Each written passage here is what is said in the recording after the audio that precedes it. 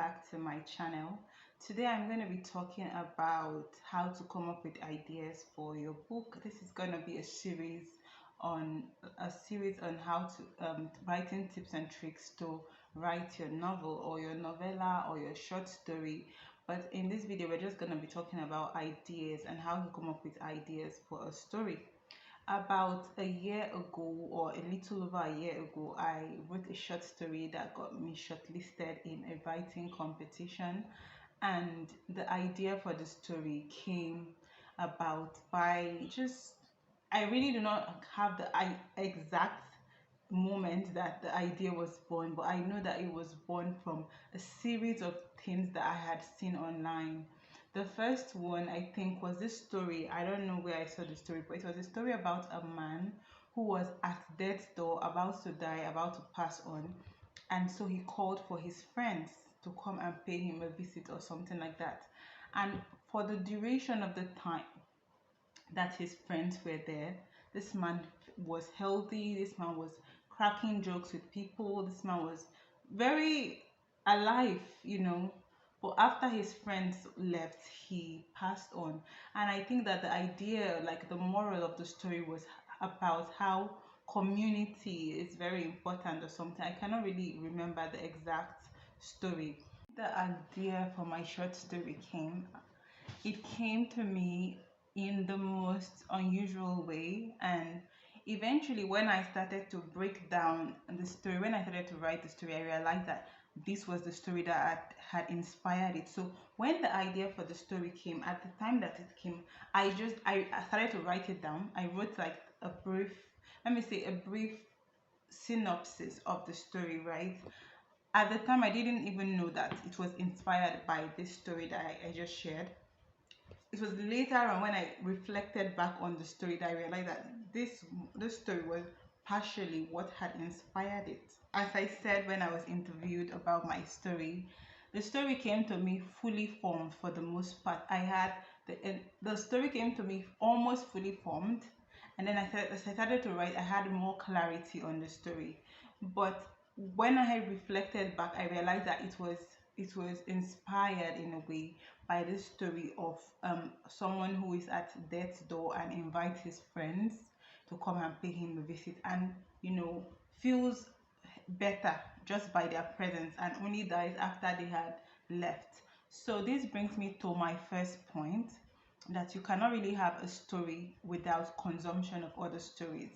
And it is our ability to take old stories and remake them into something new that makes us storytellers. It's our ability to look at the world and the stories that are being told in the world, the stories that we can experience, the stories that people are living, and remake it into something new that makes us storytellers. So story ideas are an amalgamation of what we have taken in, stories that we've heard, stories that we've seen, stories that we've experienced, and our ability to remake them into something new. When it comes to stories, I believe in the metaphysical. In my own personal life, I believe in the metaphysical, but it's okay if you do not. But I believe in the metaphysical, and I believe that sometimes they can help us, that realm of existence can help us facilitate our stories. For example, this short story that was shortlisted, my short story that was shortlisted, I like to say it came to me almost fully formed. And I like to say it was metaphysical, even though the idea, one of the major sins that gave birth to the other sins, was inspired by the story of this man, or this person who was at death's door. That was the core sin, the sin about people coming to pay their last respects to someone who is still alive. That was inspired by another story. But every other thing around it, the characters, their mannerisms, who they were, and every other thing was just, it just came to me. I don't know how to explain it. It's one of my favorite stories that I have written because it was so easy to write. And so I believe that there is a spiritual aspect to storytelling. I believe that there is a metaphysical aspect. There's an aspect that we cannot really make sense of with our logical minds. to storytelling. That is what I believe, and it's fine if you do not believe the same. But even if you do not believe in the metaphysical, even if you do not believe in the spiritual, even if you do not believe in these things that are beyond logic, you've written any amount of writing, and you've been in the writing space for a long time, for a substantial amount of time, you know that there are times when stories literally fall into your lap. Everything about the story is just almost fully formed. All you need to do is to come to your table and sit, and the words kind of pour out of you. And you know that this is not always the case. There are some times when there's no motivation, there's no help from the spirit realm or the metaphysical, and every word that you write is hard won. But whether you believe in the metaphysical or inspiration or you do not, the truth is that you have to come to your decks, you have to come to your workspace to get any amount of writing done, whether it's inspired or not. The fact remains that you have to sit down and do the writing. So that is something that you have to keep in mind, that it's not going to write itself. The story is not going to write itself. You have to sit down and do the writing. So to me, the first step in writing any story is to get a shadow of an idea. You have to first know the niche you want to write in.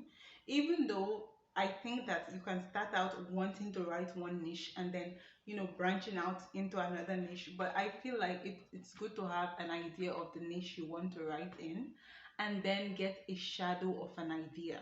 I like to say shadow of an idea because I am someone that doesn't fully plot. I do not have rigid plots. I like to give my characters a chance to surprise me.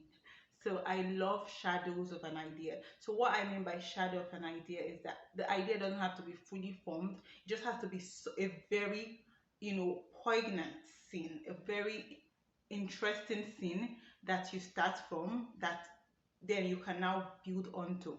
So let me say, for example, you write romance, right? You need a scene that is like, this could, like, you need a scene that, tells you that, oh my god, this scene works well in the romance niche, and then from there you can build on.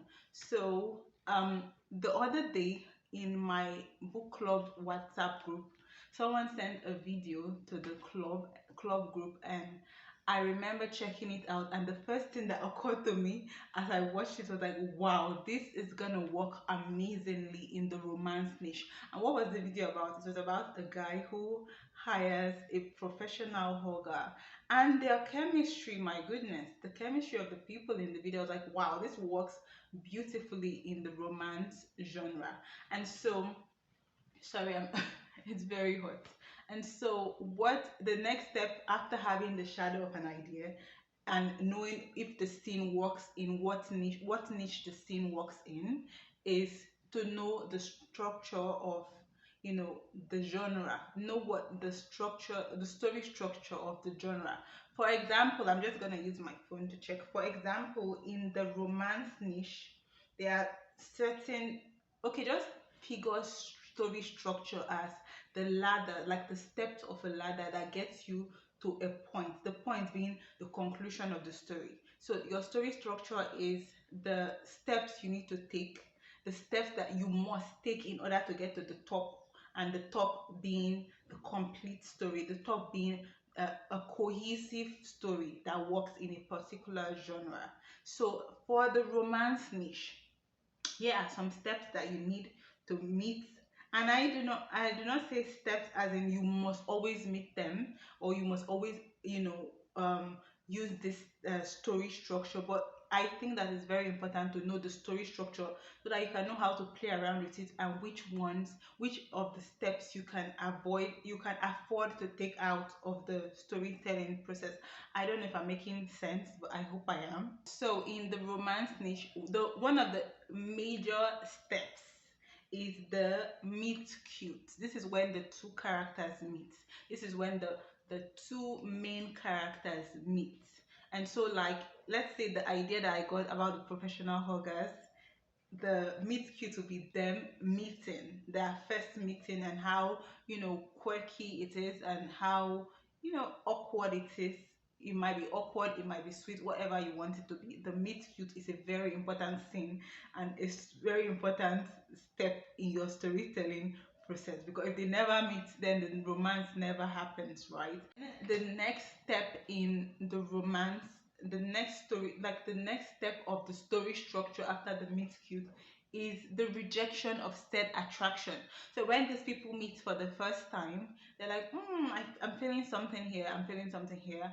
But usually, in order to create tension, either one or both parties are like, wow, this is never gonna work. Okay, this is never gonna work. For example, let's take the idea that I got about the idea that I thought was cute about the professional huggers. You know, this is how it can work. When they meet, there's, chemistry and sparks on both sides, and then one of them, maybe let's say the person paying for the services, can be like, even though I feel that this person likes me, even though I feel like there's something here, it probably, it's possible, it's likely that there's nothing, because I'm actually paying for it, and they're just doing their job, right? They're very good at their job. So that works as a rejection of, the attraction. And then the next step is, giving the relationship a chance. So it's like, oh, okay, let's see where this goes. And then eventually there's the three dates, which is where they get to know each other. They get to spend time together, and attraction starts to build into something possibly more. And then there's the midpoint crisis, where there's, something that happens that threatens the relationship, and then there's some sort of reconciliation, then there's falling more deeply in love. I've forgotten the website I copied this from, but I feel like you need to know these steps when you're starting out, in order to know whether you want to hit them and how to break them.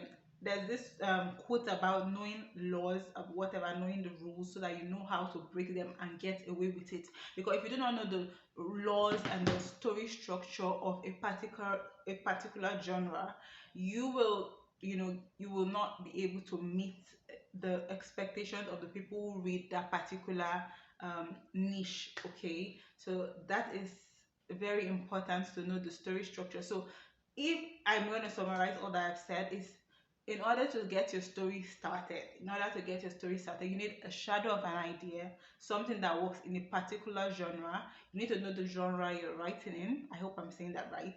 And then you need to know the story structure of that genre. My phone is really filled right now. It's giving me a sign that it's filled, so I'm going to stop here. If you liked this in any way, if you found this entertaining or informative, let me know in the comments, and I will make more videos on this. Thank you so much for being here, for watching, and see you in the next video.